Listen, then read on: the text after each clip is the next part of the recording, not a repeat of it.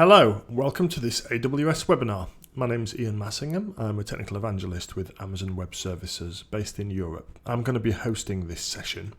This session is a Journey Through the Cloud series webinar focusing on security best practices on AWS. And the Journey Through the Cloud series is intended to provide a solutions-orientated look at AWS services, how you can apply these to different use cases that you might face or different challenges that you might have in your organization. We'll cover a variety of different services, looking at them through the lens of one specific use case, as I've said. We do have another webinar series called the Masterclass series, and there's actually a masterclass coming up later this month, which will focus on advanced security best practices, where we'll show you many of the concepts that we're going to talk about today in action in a series of different feature demos. So if you want to join us for that, check out the series page for the Masterclass webinar series, which you can see in the links panel in the webinar interface right now if you're watching live, or you can find in the video description if you're watching this video on YouTube on demand. Other things that you can see in the live interface if you are with us live today. Firstly, you'll see a Q&A panel. And if you have any questions about any of the content that we covered during today's session, or actually any questions about anything AWS related at all, you can submit these via that Q&A panel, and a member of our team will get back to you after the event with a written response to your question, and I'll try to answer as many questions as possible during and at the end of the session today as well. So please do make use of that Q&A panel. Our team are standing by to answer your questions. It's a good opportunity to ask any questions that you might have about AWS services. You can see that links panel, which has got some useful links about some of the topics that we're going to be covering during today's session on security best practices. And you can also see a materials download link in the files panel, and that enables you to download a PDF copy of the slides from today's session. If you're watching on demand, you can also find a link to the slides from this session on SlideShare in the video description. That's pretty much it for the webinar interface. At the end of the session, we will put this webinar into what we call Q&A mode, which will slightly change the interface that you'll see if you're watching live, and it will also reveal to you a feedback and rating panel where you can give us a score from 1 to 5, let us know how we've done. It's very helpful for us in optimizing these webinars for future audiences, so if you could do that at the end, that'd be really useful. And of course, if you've got any qualitative feedback about the session, anything you think we could have covered in more detail, actually anything you think we might have overdone and covered in too much depth as well, please let us know about that by submitting something through that Q&A panel I talked about a couple of minutes ago. It's really helpful to help us just optimize these webinars for future audiences. Okay, so that's everything that we have in terms of housekeeping. This is a Journey Through the Cloud series webinar. So as I said earlier, we're going to be taking a look at common use cases and adoption models for the AWS cloud, hopefully helping you learn from journeys taken by other AWS customers. We're going to share with you, particularly in today's session, best practices that can help you bootstrap your projects and help you achieve the outcomes that you want to achieve by making use of AWS. And obviously today we're talking about security best practices on AWS. And at a high level, it's worthwhile mentioning at this point that AWS itself is architected to be one of the most flexible and secure cloud environments that is available for you to use. And it actually removes many of the security headaches that come with operating your own infrastructure. I hope to illustrate that to you during the session today. And there are many built-in security features within the AWS cloud and within specific AWS services. I'm going to take a tour of those during the session today. And this is the agenda that we're going to be using today. So firstly, we'll talk about the shared security responsibility model that exists when you make use of AWS. Then we'll dive into that overview of AWS security features that I just mentioned a second ago. Then we'll take a look at our current recommendations for best practices for security on AWS. We'll briefly cover mechanisms and approaches that you can use to verify and validate AWS's security approach. And then we'll close up by talking about some useful resources that you might want to make use of to learn a little bit more about security practice on the AWS cloud. Before we start on the agenda proper, I just wanted to say a few things about security at AWS. And the first thing to say is that security is the number one priority for Amazon Web Services. Obviously, we're asking customers to trust AWS with their applications and data. And we take the security, privacy and compliance obligations that places upon us as an organization extremely seriously. We have a very robust approach to information security, combining people and process, system, network and physical security. We have a very large and very capable information security team at Amazon Web Services.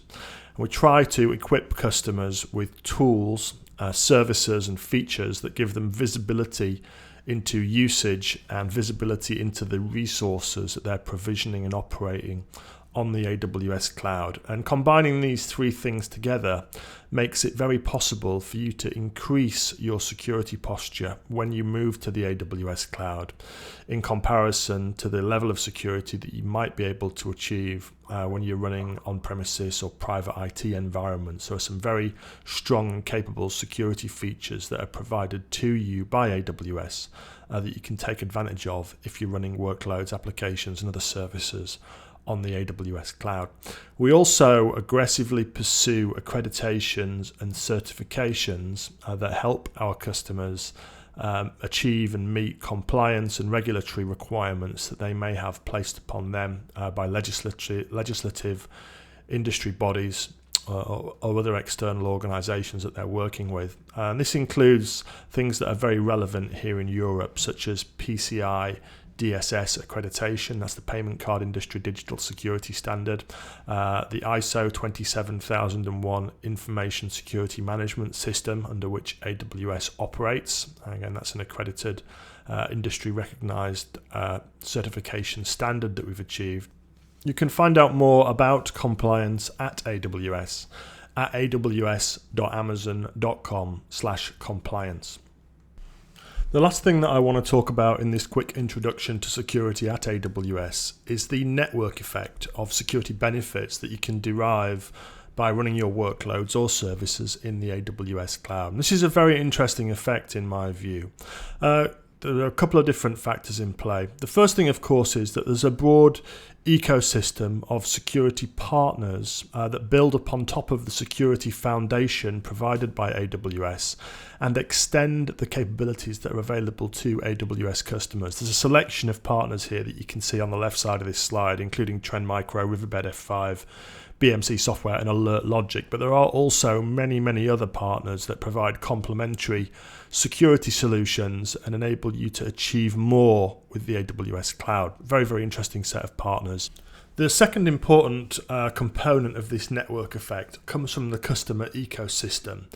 And there's a couple of different dimensions to this. The first is that there are many customers that have been through extensive security validation work with Amazon Web Services. And this means that the AWS cloud can be regarded as a trustworthy and secure place for you to run workloads that demand high levels of security, compliance and privacy. Organisations like GE, NASA, Bristol-Myers Squibb, Shell, Pinterest and others, they've all been through extensive security validation processes with AWS and they're all running workloads today that demand high security, high privacy or high compliance platforms and built on the AWS cloud. So that's one component where customers can add value to this ecosystem. The second is in raising the bar. So many AWS customers are very demanding, and that demanding nature is actually really good for AWS and really good for other customers in this ecosystem. As the bar is raised and new security features are added to the AWS cloud in order to meet the needs of these demanding customers, every customer can benefit from that. So a good example would be the reasonably recent launch of the Amazon Web Services Key Management Service, KMS. It came directly from customers asking AWS, can you make it easier for us to manage encryption keys in the AWS cloud? I heard this feedback from several customers. We built a service that does precisely that, offers you the capability to create, manage and audit access to encryption keys inside AWS to meet the needs of those demanding customers, but now everybody has access to that feature. It's a platform-wide feature that all customers can make use of. I think that's a really cool characteristic of cloud computing generally, but a really cool characteristic of using the AWS cloud, by virtue of the volume and breadth of different organizations that are making use of AWS, really have a very good opportunity to introduce new security features directly as a result of feedback, requests from those customers, and make those available to everybody that makes use of the AWS cloud. That's a quick introduction to security on AWS. Now we're going to move on to the agenda proper. Start talking about sharing the security responsibility with AWS when you come to operate applications, workloads, or other services on the AWS cloud. And this all comes down to the shared security responsibility model that exists. So you let AWS do the heavy lifting and you focus on what's valuable, what's important to your business or organization. AWS, we take care of our component of the shared security responsibility model.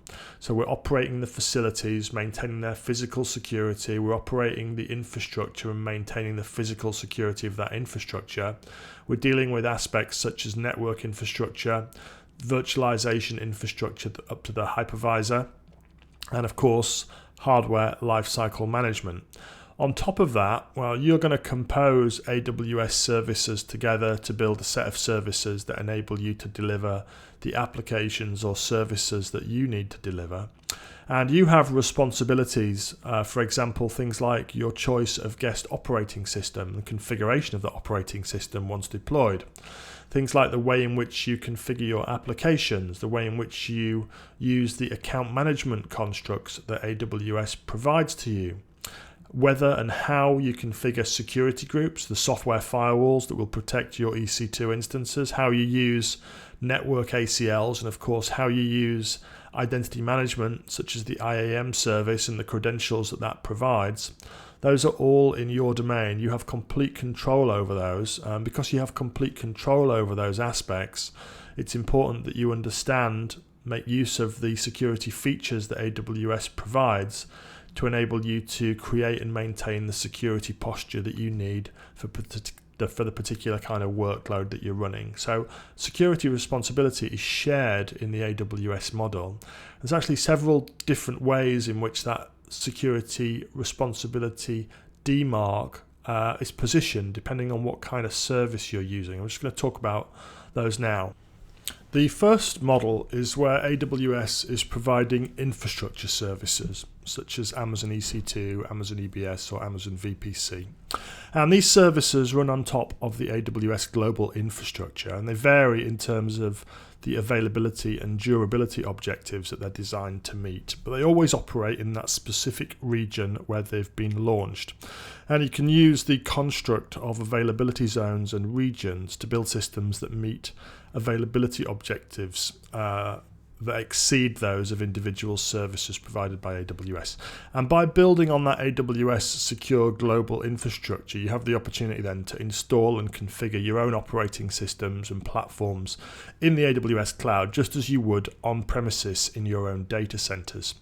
You then install applications on your platform, and ultimately your data resides in and is managed by your own applications. And unless you have more stringent business or compliance requirements, you don't need to introduce additional layers of protection beyond those provided by the AWS secure global infrastructure. For certain compliance requirements, you might require an additional layer of protection between the services provided by AWS and your operating systems and platforms where your applications and data resides. And you can use that additional layer to impose additional controls such as protection of data at rest and protection of data in transit. That layer might include things like data encryption, integrity, authentication, software and data signing, secure timestamping, and other features. And AWS provides a set of technologies that you can use to protect data at rest and in transit. We're going to talk about those a little bit more later on in this session when we come to AWS security features and also the main security best practices part of this webinar. So that's infrastructure services, and the demarc there is very clearly identified, as you can see. Next model applies to what we call container services, and these are services such as the Amazon Relational Database Service RDS or Amazon's Elastic MapReduce Service EMR. For these services, AWS manages the underlying infrastructure and foundational services as well as the operating system and the application platform. So for example, RDS for Oracle, well, it's a managed database service in which AWS manages all layers of the container up to and including the Oracle database platform. And in these service scenarios, AWS provides data backup and recovery tools, but it's your responsibility to configure and use these tools in a way which meets your organization's business continuity and disaster recovery policy objectives. For AWS container services, you're responsible for the data and for the firewall rules that control access to the container service. And once again, in the example of RDS, we provide RDS security groups which govern who or what can access database services provided by the RDS service. And the same with EMR, where we're providing access control rules using Amazon EC2 security groups for your EMR instances, which once again you can use to control or restrict access to your instance of EMR. So that's that container services model. And then thirdly, for abstracted services, these are services like Amazon S3 or DynamoDB, which are accessed via API endpoints provided by AWS. We are providing and operating the infrastructure layer, the operating system, the platforms, and then you access the endpoints of these services to store and retrieve data. These services are tightly integrated with AWS Identity and Access Management, the IAM service.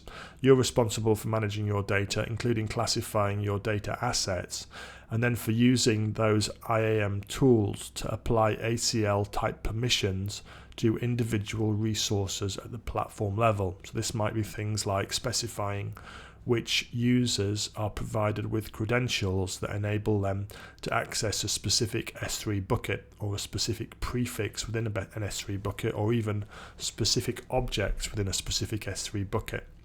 You can also, for some services such as Amazon S3, use platform-provided encryption services to encrypt data at rest, or platform-provided HTTPS encapsulation for your payloads to encrypt data in transit to and from the service. So those are the three shared security models for infrastructure services, container services, and for abstracted services. And obviously it's important that you are familiar with those models and you understand their implications. Going to move on now and talk about some of the core security features that are present within AWS, quickly recapping what these features are and how they can be used by you to assure the security of applications and services that you're running on the AWS cloud. Firstly, secure access. So these are API endpoints that are used to control and deliver AWS services. Examples might be things like the API endpoint that's used to create, modify and destroy EC2 instances. That's the EC2 API endpoint. Or they might be service endpoints like the S3 endpoint that we talked about a second ago in the context of those abstracted services.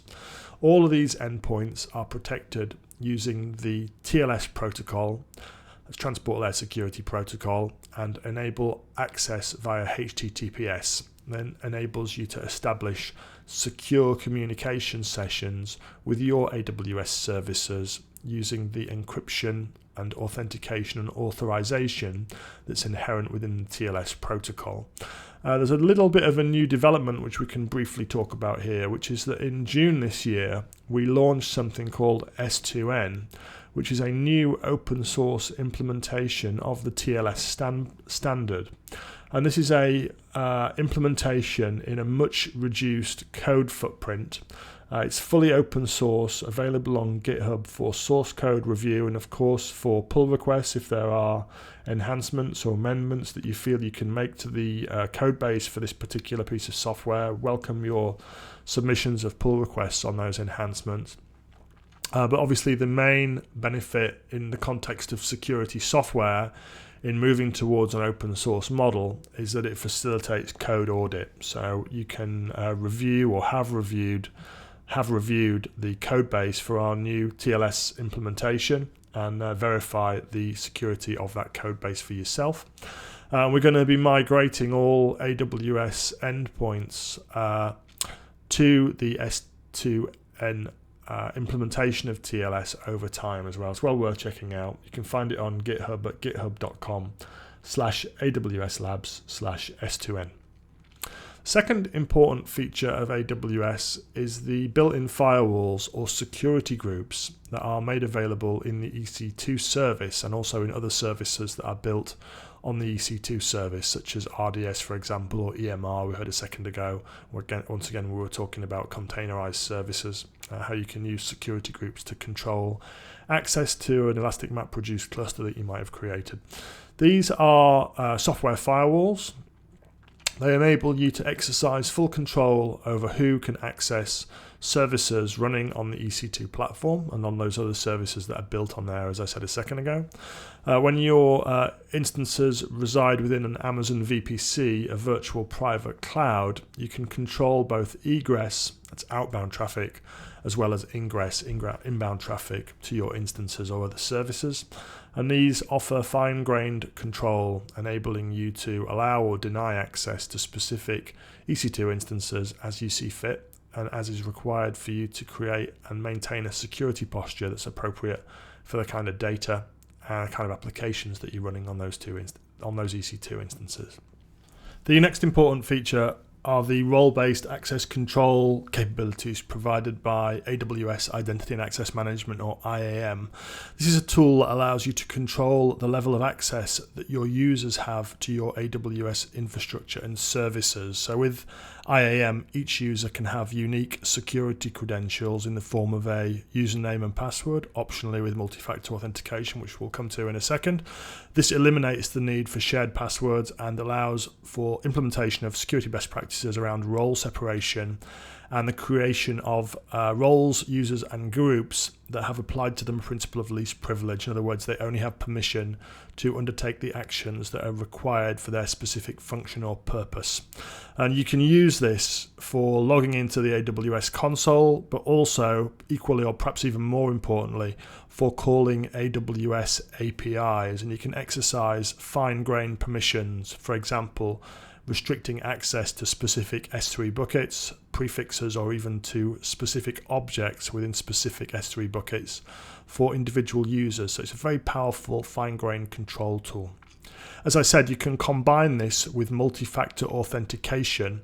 You can use this at AWS account level for the root account, which we'll talk about a little bit more later, as well as with individual specific IAM user accounts, requiring users to use multi-factor authentication, which can be in the form of soft or hard tokens. Again, more details on that later in today's session. Important features around subnetting. This is within the AWS Virtual Private Cloud, or VPC service.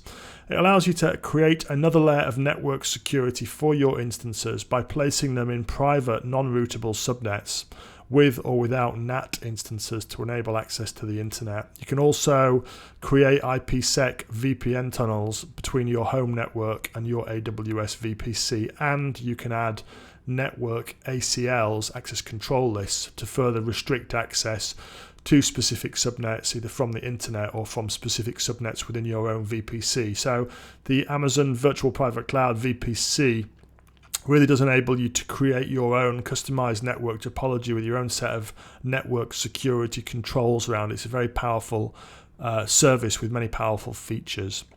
Encryption at rest. Customers can have data and objects stored in Amazon S3, Glacier, Redshift, RDS, and other AWS services, encrypted automatically using AES 256-bit keys. And they can manage those keys now using the AWS Key Management Service, or KMS, which again we'll cover in a little bit more detail later in the session. But it's very possible and actually very simple to encrypt data at rest whilst it's stored inside AWS. Keys can be stored using the CLMS service that I talked about a moment ago, as well as the Cloud HSM or Hardware Security Module appliances. This provides a highly secure and convenient way to store and manage encryption keys inside AWS with very strong protection controls around those keys. So that's a service that you can take a look at if you're interested in really defending your cryptographic keys very robustly. As I mentioned a moment ago, you can connect to a VPC using an IPsec VPN. You can also connect to a VPC using a dedicated connection, which is an option made available by the AWS Direct Connect service. It's for high bandwidth, low latency connections straight from your data center or an access node on your wide area network directly into an AWS region via an AWS Direct Connect point of presence. In the case of the UK, there's a point of presence in London Docklands. Here you're using industry standard 802.1q VLANs, enabling you to partition that physical connection up into multiple logical connections, enabling you to access both public and private IP ranges within your AWS cloud environment. And you can add additional encryption on top of your Direct Connect connection if necessary. Security logging. AWS CloudTrail provides logs of all user activity within your AWS account. There's a number of different third-party tools that you can use for visualization of that log data. Also, we have a service called AWS Config, which is for resource level change tracking. We'll cover that in more detail later in the session. And a service called Amazon CloudWatch Logs, which allows you to centralize host-based logging or application-level logging in your environment into one location, benefit from the familiar and very good durability level that's provided by AWS storage services, and use those logs for analysis or even for triggering events using CloudWatch. That's a very, very capable logging service, centralized logging service. Combining those services together enables you to see what actions were performed on each of your AWS resources, by whom, and of course when. And then lastly, for features, Trusted Advisor. This is a support service from AWS that's provided at the AWS Business Support tier and higher, so business and enterprise support qualify for Trusted Advisor. It monitors AWS resources and alerts you to security configuration gaps, such as overly permissive access to certain EC2 instance ports or S3 buckets, for example. Minimal use of role segregation using IAM and weak password policies are also highlighted. I really advise you to check this out. You can see the full functionality of Trusted Advisor by turning on business level support on your account for just 1 month. Check out the functionality that's provided by Trusted Advisor. Establish whether that's valuable for you. If it is, you can keep that service. If not, you can cancel it with no ongoing commitment. So very, very useful service to provide best practices guidance on your AWS security configuration. We're mentioning best practice. We're going to move on to the main part of the webinar now and take a look at the current recommendations for best practices when implementing security controls in the AWS cloud. The first of these recommendations is to make sure that you understand the AWS shared security responsibility model and then build your systems using AWS services and features as a foundation. This will reduce the amount of heavy lifting that you need to do in order to implement and operate your information security management system on the AWS cloud. That shared security responsibility model, which we covered earlier in today's session, means that AWS and customers need to work together towards security objectives. We provide secure infrastructure and services whilst you, the customer, are responsible for those layers of the stack which sit atop the AWS cloud.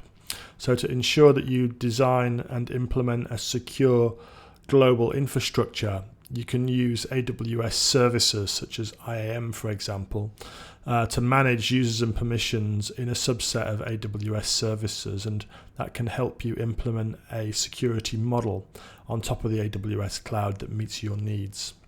Beyond that, it's also important to understand the AWS secure global infrastructure. Familiarize yourself with logical constructs like availability zones and regions, and of course endpoints. Altogether, these are components of that AWS secure global infrastructure. You can store data in specific regions around the world by making use of AWS regions, and that data will not be replicated outside the region that you specify. If you need to replicate data across regions, for example, for enhanced business continuity purposes, it's your responsibility to implement that. You're responsible for selecting the region where you store data with your compliance and latency requirements in mind.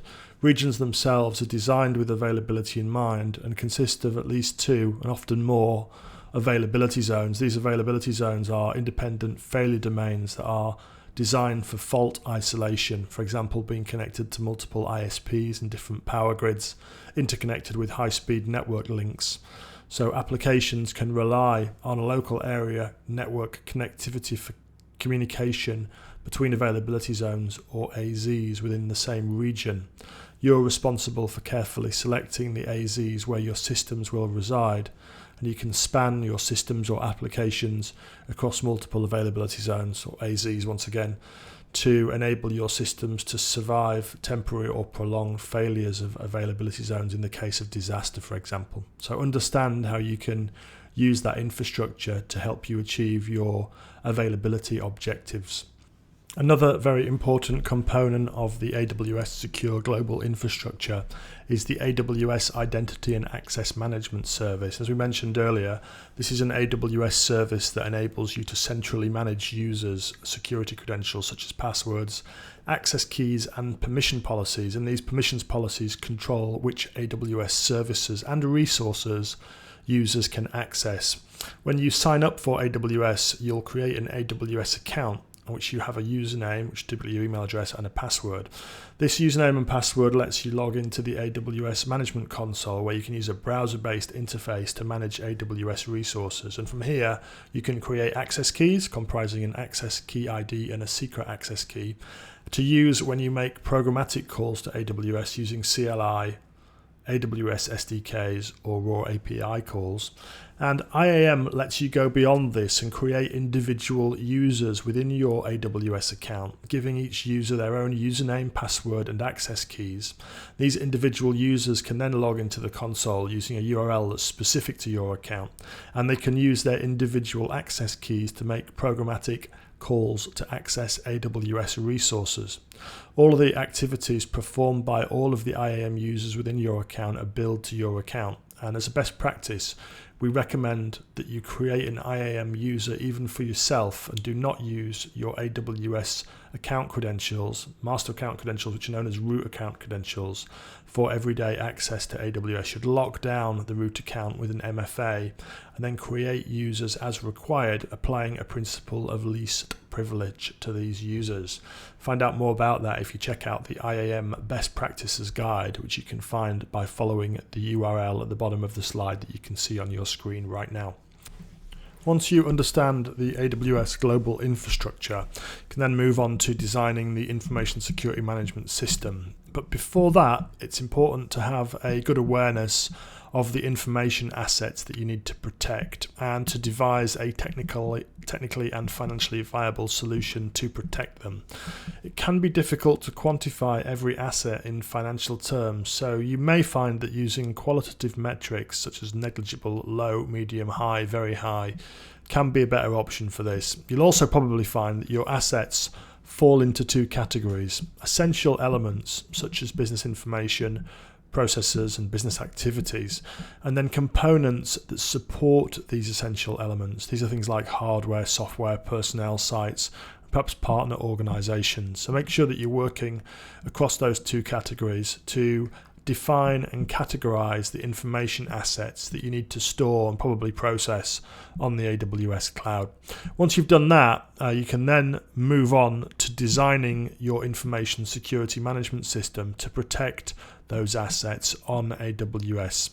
And here you're going to be establishing a standard for implementing, operating, monitoring, reviewing, maintaining, and improving your information security management system on AWS. So it's a cyclical process that you need to develop that you will use for managing the following information: business needs and objectives, processes employed, the size and structure of the organization. These will help define the information security management system that you should be implementing in order to protect your assets.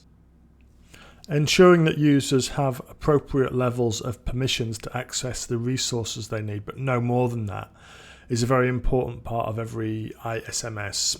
You can use AWS IAM to help perform this function, as we've mentioned several times already during the session. Creating IAM users under your AWS account, then assigning them permissions directly or assigning them to groups from which they will inherit the assigned permissions. Your AWS account, that's a business relationship between you and AWS accounts have root permissions to access all AWS resources and services. They're very powerful, and if root account credentials are compromised, this can be costly. So it's very important to protect those root account credentials, instead using IAM users, each with individual security credentials which have applied to them the principle of least privilege, assigned only the permissions that they need to perform their role or function.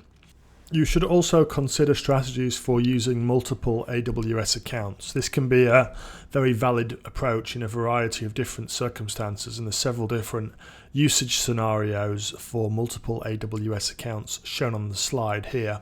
And it's important to remember that you can consolidate billing for multiple accounts to ease the complexity of managing a different bill for each account. This also enables you to take advantage of economies of scale that might be available to you. For example, achieving volume discounts for services like Amazon S3, or consolidating reserved instance purchasing in a consolidated billing account and taking advantage of reserved instance discounts across a number of different sub-accounts.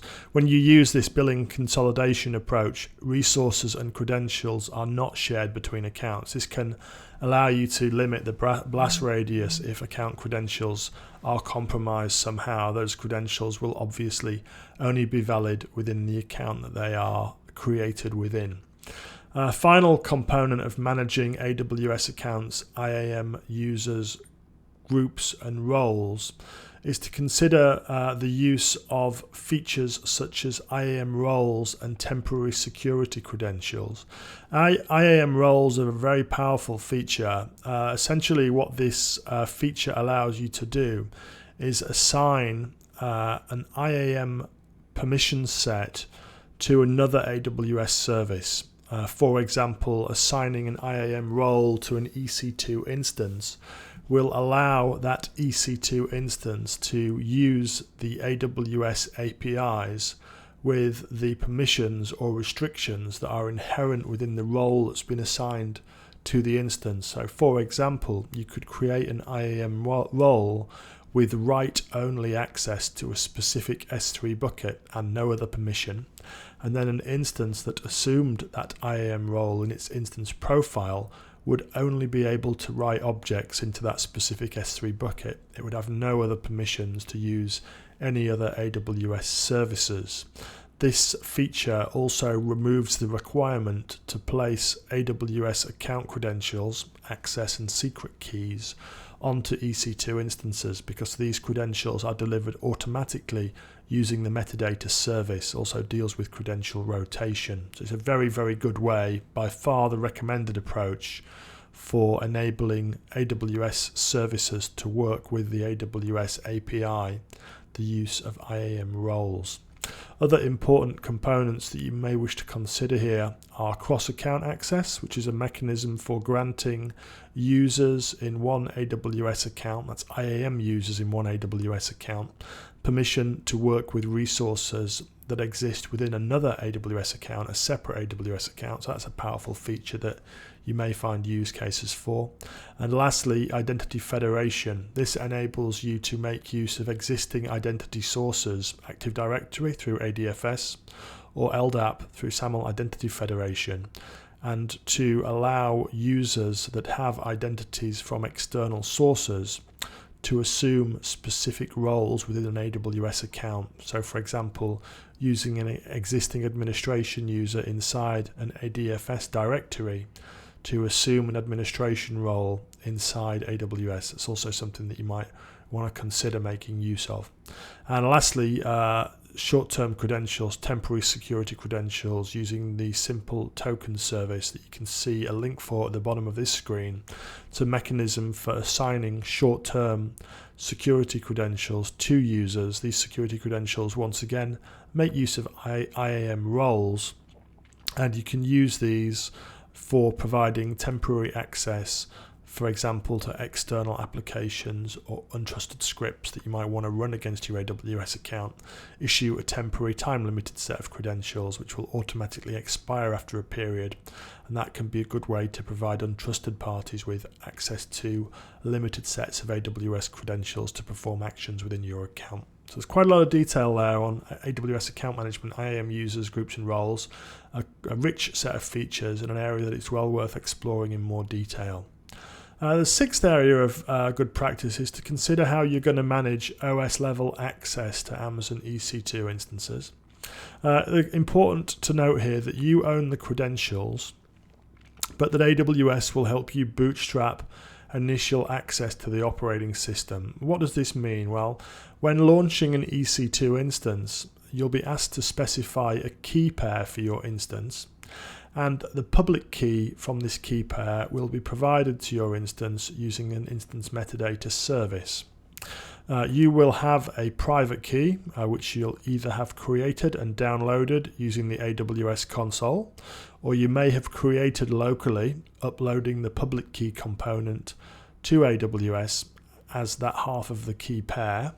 These are industry standard RSA key pairs, by the way, and each user can have multiple key pairs and can launch instances using different key pairs. The key pairs are not related to the AWS account or to IAM user credentials discussed previously. These credentials, key pairs that is, offer no control over other AWS services. They're only to control access to your specific instances.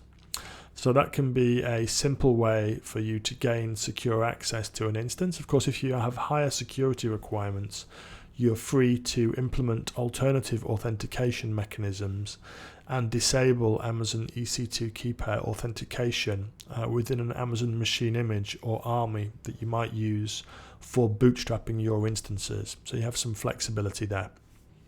The next area you're going to want to consider is how you secure your data, and you're going to want to do this both at rest and in transit. And there's an initial step you can take is to make use of resource access authorization. So this is using IAM users or IAM roles and allowing only specific users to access the resources that you specify. So you're making use of fine-grained resource policies here. And these IAM policies can be used to restrict access not only to specific users, but also to things like specific source IP address ranges, or during specific days or at specific times of the day, as well as other conditions. So they are extremely fine-grained. You can see an example here of an Amazon Cognito identity being used within a resource access policy. And Amazon Cognito is an AWS mobile service that used for mobile identity management and also for synchronization of data across mobile devices. And we're using a Cognito identity expansion token here, which means that you can have very, very large numbers of mobile application users sharing a single Amazon S3 bucket and a prefix, you can see in this case, but being restricted to access only objects within that prefix that contain their Amazon Cognito identity ID. So it's a very, very fine-grained control in this particular context. You can also, of course, encrypt data within AWS in a variety of different AWS services, Amazon S3, EBS, RDS, Redshift, and others. And one of the challenges perhaps with dealing with data encryption is in storing and managing encryption keys. There's a couple of different services that AWS provides to simplify this. The first, as I've mentioned already during this session, is KMS, the Amazon Web Services Key Management Service. This allows you to simply and easily store and access keys using IAM access policies to restrict access to those keys and to provide a comprehensive audit trail for key access and also key repudiation or rotation features. So a very powerful service for key management. As an alternative, you can also store your keys within the AWS Cloud HSM, it's the Cloud Hardware Security module. And this is the best option if you need third-party assurance that AWS does not have access to your keys. It has very, very strong, as I mentioned earlier, protection techniques that it uses to ensure that only you, the authorized accessor, have access to the encryption keys that are stored within the device. As an alternative, you can also store keys on your own premises, perhaps by using your own on-premises hardware security modules, and access these keys over secure links such as AWS Direct Connect with IPsec or IPsec VPNs over the internet. So you have several different options for key management. As I said a second ago, you can use those keys to protect your data at rest by using encryption. You can see here a blog post from June 2014 where we're talking about making use of your own encryption keys with Amazon's S3 server-side encryption. You can also apply volume encryption using KMS to EBS volumes and several other options that you can see here. And you can apply cryptographic functions to volumes in RDS, and you can also encrypt data in EMR, DynamoDB and Redshift. If you check out the security best practices white paper that I'm going to show a link to at the end of the session today, you can find out more information about at-rest encryption in that white paper.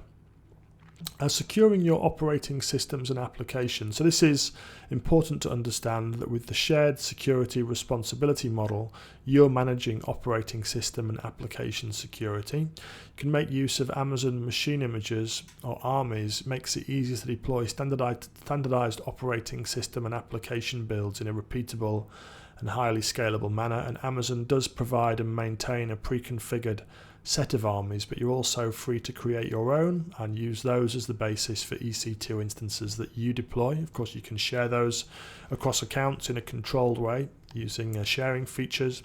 You should apply standard operating system hardening principles to operating systems that you choose to run on EC2 instances. There are many detailed recommendations on securing your OS environment in that AWS Security Best Practices white paper. And once again, I'll show you a link to that in a few minutes.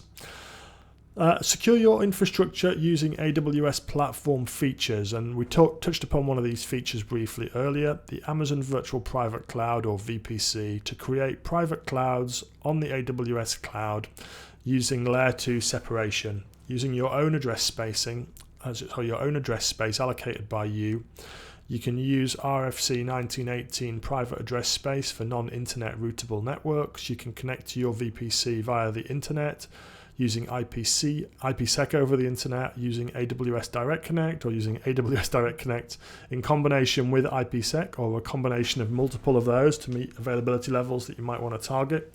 You can define your own subnet topology, your own routing table, and create custom service instances such as DNS or time servers within your VPC, so you have full control over that.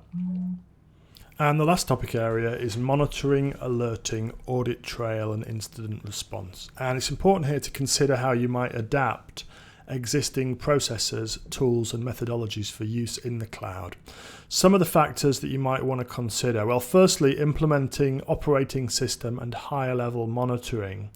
Logs may be generated by a variety of different components. So we'd really recommend working to centralize logging in the AWS environment. You're going to have logging data potentially being generated from an elastic environment where instances are, for example, created and destroyed programmatically in response to events or volume, making use of features like EC2 auto-scaling.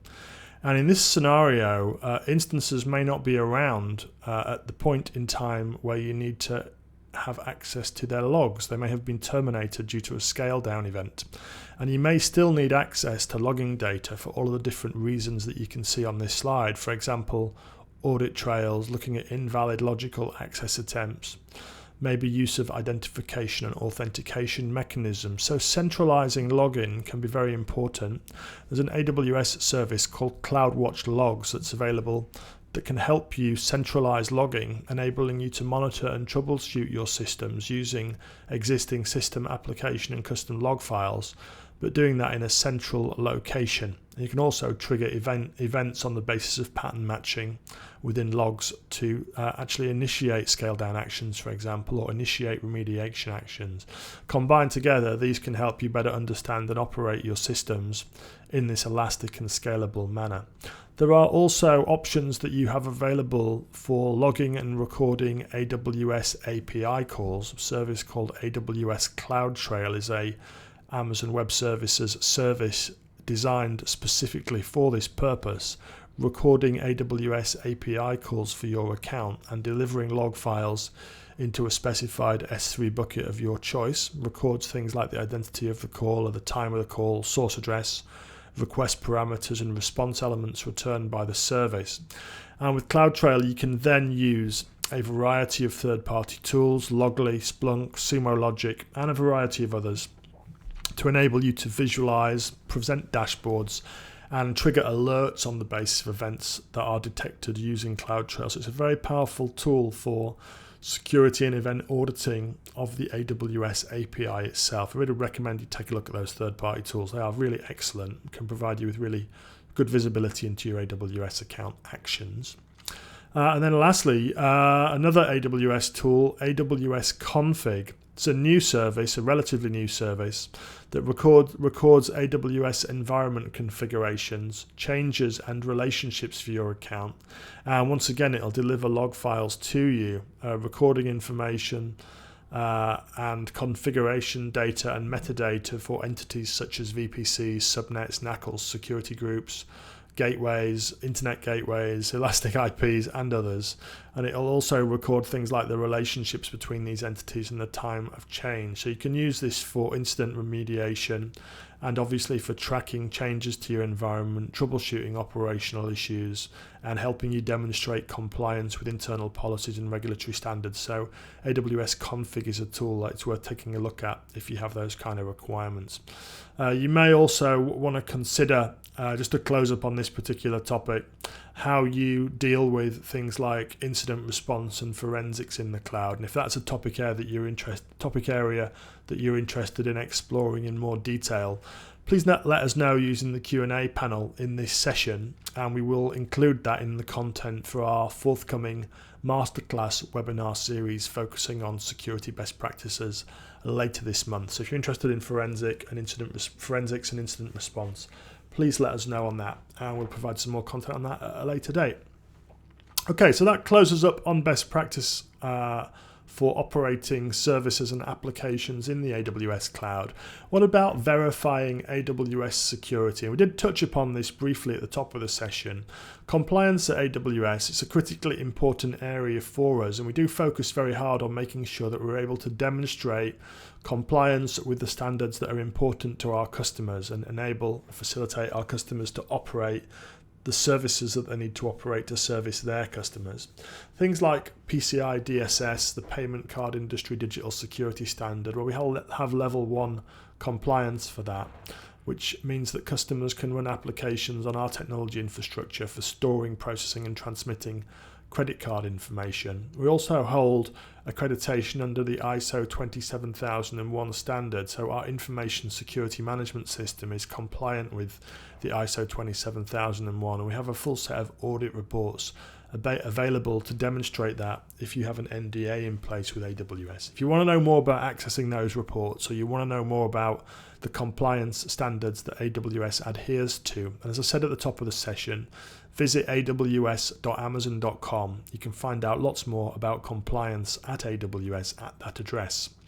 Some further resources that you can use to learn more. Well, the main location is the AWS Security Center at aws.amazon.com/security. There's lots and lots of resources there, security white papers, relevant videos from AWS events, as well as a very strong selection of online documentation, which looks like this. So this is AWS Technical Documentation about security in the VPC, just to give you an example of the kind of depth that we have here. And there's very comprehensive documentation for all of the features that I've talked about during the course of the session today. If you're looking for ideas and guidance about how to implement specific practices or features using AWS, why don't you take a look at the AWS security blog at blogs.aws.amazon.com/security.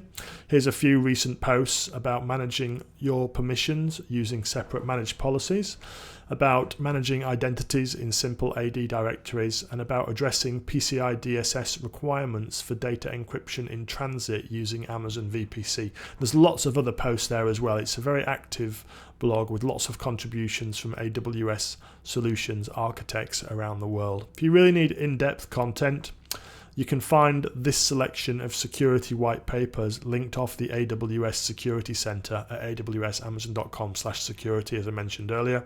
They're refreshed on a regular basis, and there's lots and lots of detailed content here about, for example, how to secure data at rest using encryption within AWS.